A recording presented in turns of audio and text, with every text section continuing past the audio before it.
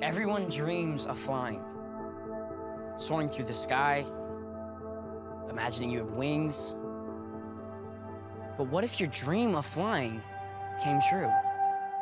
Nate Potvin, pilot, not of a plane, but of a 150-foot flying robot on the Disney XD series, Mech X4. We're here at the Tomorrow's Aeronautical Museum in Compton, California, and we're gonna meet some real high flyers. Tomorrow's Aeronautical Museum, it's a living classroom.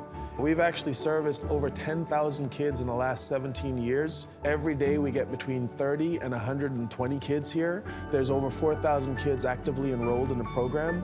It brings diversity in aviation together. I was 15 years old when I set a world record by becoming the youngest African-American female to pilot a plane from Compton, California to Newport News, Virginia. Kimberly was an amazing young lady. She showed up here when she was 12 years old, and we said, oh, great, you want to be a pilot? And she said, no, I want to be a cardiovascular surgeon, but I also want to learn how to fly. Here at Tomorrow's Aeronautical Museum, I learned about the history of the Tuskegee Airmen, which is the history of Black pilots who fought for our country in World War II who go unrecognized. Well, the Tuskegee Airmen was known as a group, but Charles Anderson, better known as Chief Anderson, he was the driving force behind that. Similar to my flight, Chief Anderson made the first round-trip cross-country flight in 1933. During his epic flight across America, in Los Angeles, he made a stop at the Grand Central Air Terminal, which is now owned by Disney.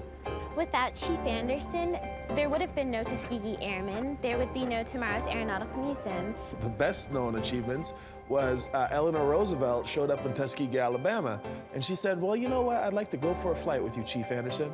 And he was so skilled, by the end of that flight, the Tuskegee Airmen got the green light to go and make history.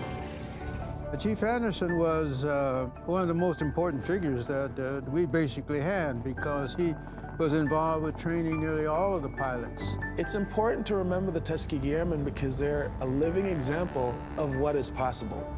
I have no doubt if it was not for the Tuskegee Airmen, World War II would not have the same outcome. They were absolutely vital and essential to us winning that war. Thanks to historical pilots such as Chief Anderson and the Tuskegee Airmen, you can fly as high as your imagination will take you.